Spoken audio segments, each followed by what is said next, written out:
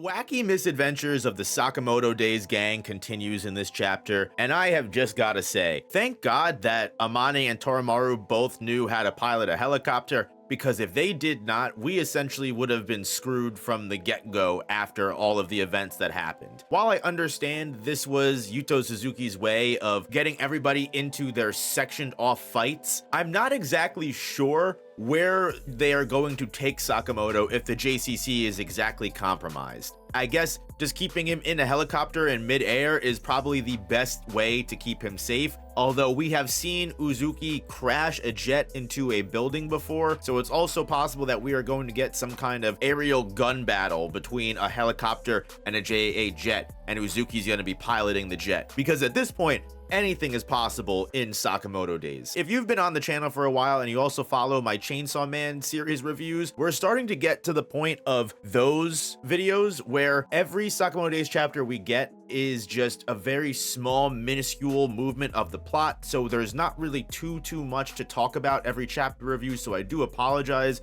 I'm going to be doing my best to dissect every bit that I possibly can, but when we get 15-page chapters, you definitely have to work with me a little bit here. Because what this chapter mostly serves as is a way to set the stage for all of the future battles to come. All of the concrete matchups that are going to occur between these order members are now pretty much set in stone. You've got, of course, Shishiba versus Gozu. You have apparently Osaragi going up against Torres, which, like I said before, I honestly would have preferred a matchup between Shin and Torres, as opposed to Shin going up against Tanabata here, which ends up being the result between the two. However, I will say, I do enjoy Shin getting put up against Tanabata if it's done in the correct way, as in, this is a character that Shin has now used his stop ability, mental stop, twice on. And while the second one may have been a mistake that might not have been intentional, now you have a character that Shin is on his last absolute legs with and cannot use the power that he has used to get by once he unlocked it. He now needs to show us that exact same ability and power that he unlocked against Tenkyu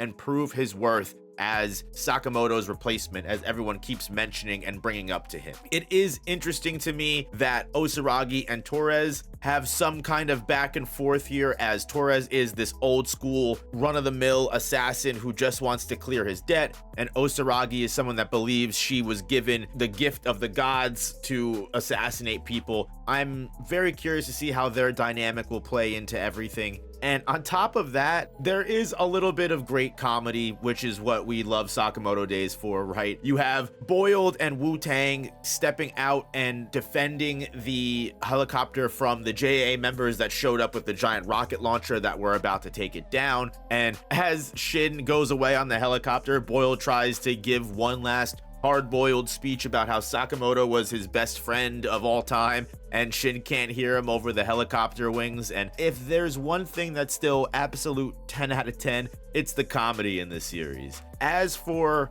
Boiled and Wu-Tang going off and doing their own thing, I think this was probably the absolute best thing that they could have ever done, going up against some nameless thugs, because as many people have brought up, if we actually put Boiled up against an order level member, that would be just a disrespect to the new order as we know it. Because I've seen a lot of people mention it, that the newest members of the order and what the order has become now isn't really as menacing and terrifying as what they almost always were. You no longer have people like Nagumo, you no longer have people like Shishiba and Osaragi in the fold, and while Torres has done a great job of presenting his level of power, we have still once again seen next to nothing from Tanabata. A couple of guitar strums here and there that have sound waves. Apparently his guitar also works as a rifle that was going to shoot at the helicopter if Shin didn't jump off the helicopter and go off onto his 1v1 battle. I'm very curious, because if this rifle wasn't enough to go through an iron steel pipe, why would it have been enough to hurt a helicopter? But I think those are just those Sakamoto Days hijinks that we have to not ask questions for. I'm just hoping that with the series kind of slowing down here is at least what I'm hoping is what happens. And we're finally going to give every single fight its due worth and giving every chance for every character to close out their story in a very satisfying way. This video is sponsored by GamerSupps, the ultimate energy and focus formula. Use my code NOOP now for 10% off, and thank you GamerSupps for sponsoring the channel. channel. We were also able to catch up with Nagumo and Oki as they are still fighting in what seems to be a battle that has just absolutely been decimating an entire city block. Nagumo actually does bring up the fact that, wow, you know, apparently there's other fights going on, and that makes me excited because this feels like an actual war. And Oki, for some reason, decides to glaze Nagumo up, which is something I've noticed that has been happening in their fight. And Oki really loves Nagumo, which I love Nagumo too. I'm not going to complain about that. But what I'm ultimately getting at here is I'm hoping these fights are a great way to get back into the return to form of what we all loved about Sakamoto Days.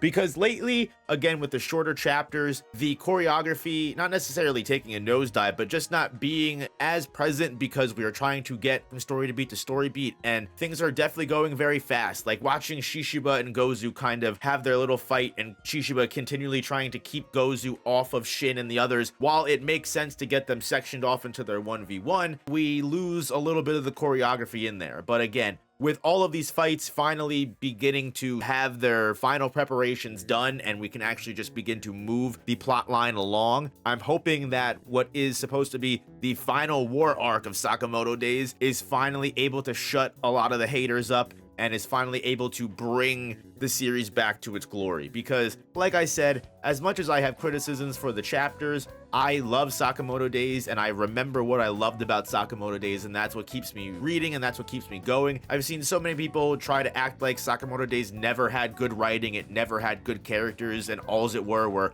hype and aura. And you guys know, as the resident defender of hype and aura as just words that not only we should be allowed to use, but just sometimes it's okay to just enjoy a good fight scene every once in a while. It's okay to enjoy two charming characters that have great mannerisms and very cool character traits go at it and have it be done and crafted in a very cool way. I think that's very cool and acceptable to like. And you know what? Not for nothing, I think you can only achieve that level of hype if you do the writing and character creation well. And that's ultimately what I have always loved about Sakamoto Days, is the characters and seeing these very coolly designed, very awesome and fun to watch on screen characters just duke it out with one another. And this is the chance for Yuto Suzuki to bring us back to the fold, and I have hope for the future of the series. That being said, the whole disappearing character act that Kindaka has played, that Atari has now played, I'm also curious where the One Order member is, the mom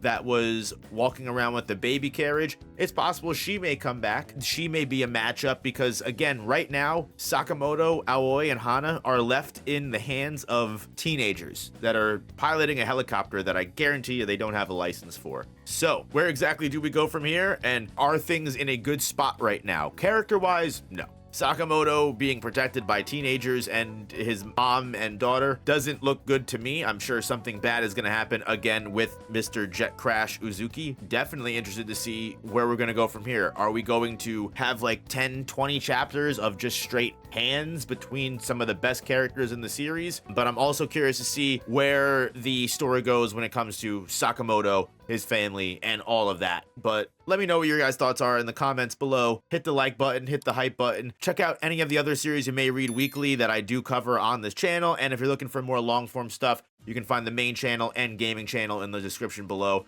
And I'll see you guys in the next one. Peace, peace, peace, peace, peace, peace.